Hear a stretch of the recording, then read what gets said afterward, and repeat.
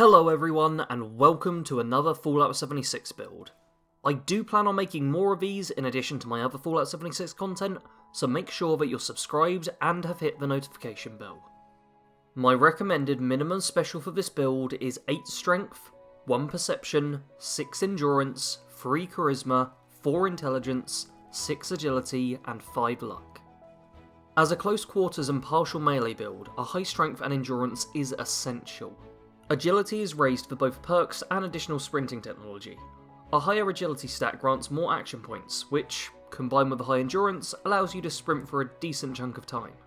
As for the other special stats, they have been raised for the purpose of perks, with the exception of perception, which is a dump stat.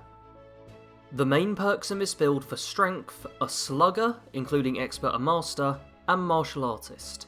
We wield a two-handed melee weapon, so the various Slugger perks are critical for increasing its damage. You don't necessarily need to max these out, but you'll at least want the first rank of all three for an extra 30% damage. Martial Artist has two purposes.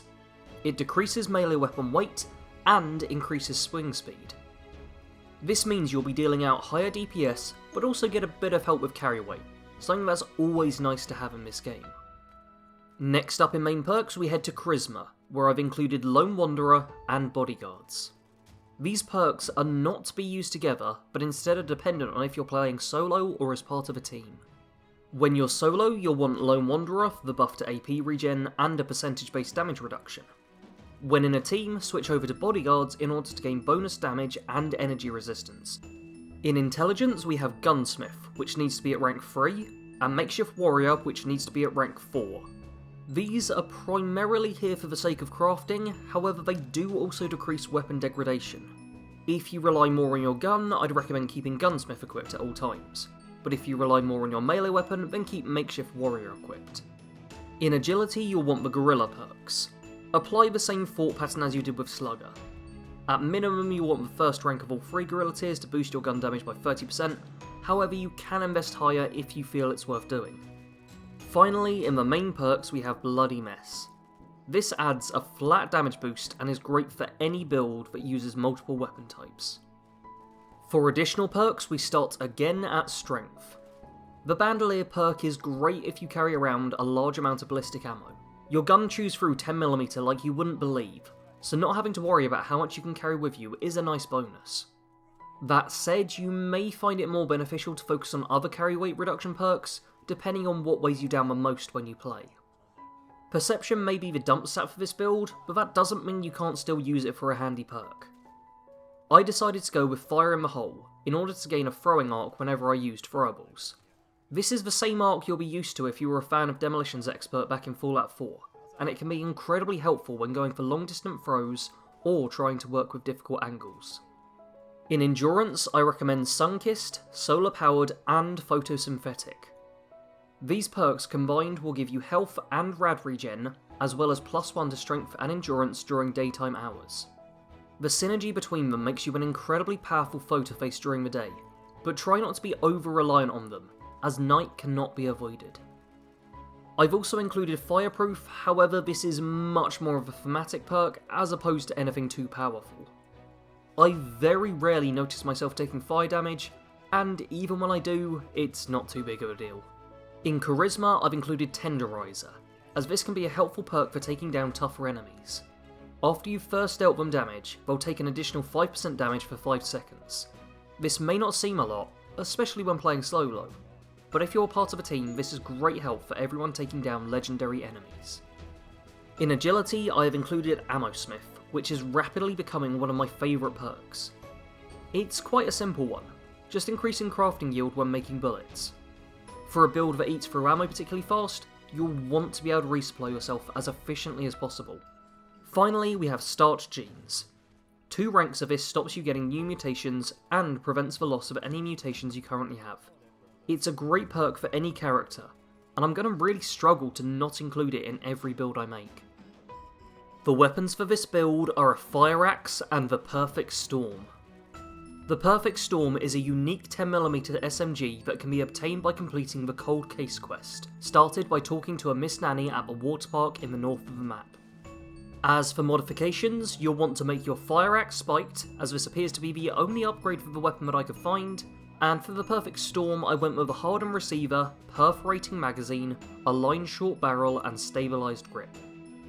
I found this to be the best combination of both damage and control. The unique effect of a weapon causes it to burn your enemies, which helps to further increase your DPS. Additionally, you may wish to focus on using Molotovs in order to fit the fire-based theme of the build. For our armour, we have a Firebreather uniform and helmet. These are aesthetic pieces, which will hide what you have on underneath, so main armour pieces can be whatever you happen to find on your travels. Keep in mind that the Firebreather helmet works as a gas mask, so that you don't suffer in the ash heap, but does also reduce perception by 2. Part of my decision to have perception as a dump stat was that no stat can drop below 1, effectively negating the negative effect of wearing this helmet. Electrically Charged is the only mutation that particularly stands out with me for this build. You're going to have plenty of up-close encounters, so being able to shock enemies who hit you is a real boon. That's not to say other mutations wouldn't also be helpful. Feel free to play around with different ones you get, and see what works best for you. The Firebreather is a close quarters slayer. You'll be walking through mines and caves regularly, so be prepared for brief but intense fights. Due to the narrow paths you walk and limited space available underground, a fast reaction time will be your best asset in a lot of fights. Make sure you shoot first and take out your enemies as quick as you can. There's a large fire theme around the build, which I really enjoyed. Sticking around the ash heap also felt right, as the black and red palette of the area blended perfectly with the overall build aesthetic. In terms of roleplaying, you will of course need to complete the Firebreather quests, and I'd also advise doing all of the responder quests that you can. I'm sure this will come as no surprise, but before the bombs fell, the Firebreather was in fact a firefighter. It had been the dream career of his for longer than he could remember. In school he was focused, determined to do whatever it took to achieve his dream. He wasn't the most mentally gifted child, but he had a certain athleticism that got him noticed.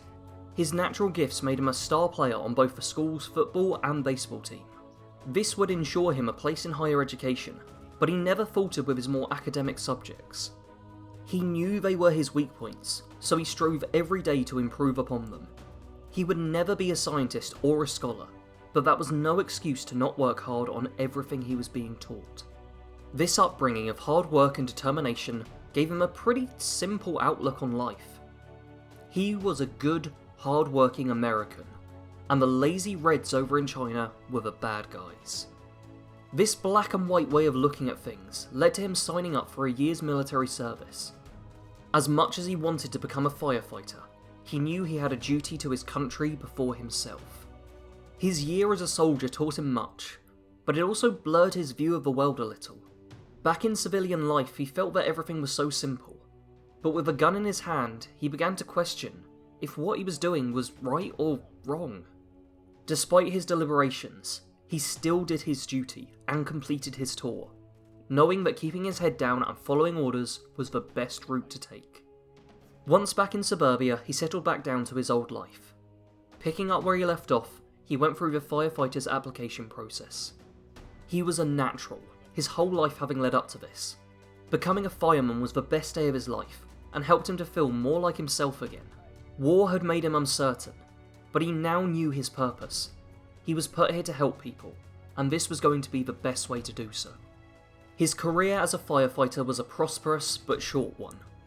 He saved many lives and felt completely fulfilled despite how taxing the job could be. One particularly difficult day, he and the rest of his team showed up to a house fire. It appeared they'd got the call late, as the house was already engulfed in flames by the time they arrived. They began trying to control the fire as best as they could, before it spread to any of the other nearby houses. As they were working, a woman ran up to them and began weeping, telling them that her daughter hadn't come out of the house. The Firebreather didn't hesitate, immediately running to the building. The front door was open and he burst through it at speed. Sweat began pouring down his face, the temperature inside the building having risen to an unbearable degree. He began calling out as he moved through the house, hoping that the child was still alive and conscious. As he continued to call, he thought he heard a voice on the upper floor calling back, but it was difficult to tell. Regardless, he knew it was his best bet and made his way up the stairs. The flames tried to consume him, but his gear kept him safe. The smoke made it hard to see where he was going, but he was able to more clearly hear the voice now. He reached the door where the voice was coming through. He called a warning to the girl, telling her to move away from the door. He was able to force it open, but felt resistance as he did so. Looking down, he saw a pile of crumpled up clothes at the foot of the door. The girl must have realised what was going on too late to escape, but had enough wits about her to try and minimise the amount of smoke that could make it into her room. Sure enough, the girl was lying belly down on the floor, scared, but clearly still alive and conscious. Getting her out through the front door would be too risky. She'd done well to keep the smoke mostly at bay, but it had been slowly seeping in before he'd even got into the room. He signalled to his team from a window where they were, and the others began manoeuvring a ladder to that window. The girl crawled through and then down the ladder, making her way safely down to the ground. Once he was sure she was safe, the firefighter inside carefully left the building as quickly as he could. His gear had done a great job of protecting him so far, but he knew it wouldn't last forever. There was no need to delay. He managed to make his way out of the house quickly enough to not suffer any serious injuries, and was relieved to find that the child was okay. Despite having been trapped inside a burning building, she had kept her cool, and thanks to that, was alive and well. He ended up receiving a medal to mark his bravery for this event, but he knew the real reward was saving a human life. His actions also helped ensure him a place in Vault 76 as one of West Virginia's best and brightest. His time inside the vault was a strange one, but he knew it was preferable to the outside world after the bombs had dropped. He made sure to spend his time underground, ensuring that everyone was well trained on safety. If there was ever to be a fire in the vault, everyone knew how to act, and he made sure to keep everybody well trained for the full 25 years they were underground. When he leaves the vault, he plans on helping out whichever survivors he can find. To his horror, there doesn't appear to be any. In fact, the only survivors appear to be those in his vault. When he hears the Overseer's logs, he decides to follow in her footsteps. She had been an excellent guiding force within the vault, and he may even go so far as to call her a friend. In this world of monsters and mutants, a friend is all anyone can hope for. Thanks to all of you who have stuck around to watch this build to the end. Make sure to leave a like on the video if you thought it was well put together, subscribe if you're new to the channel for more videos like this, and share my content with your friends if you think they might enjoy it too. As always, thank you very much for watching. Sarge out.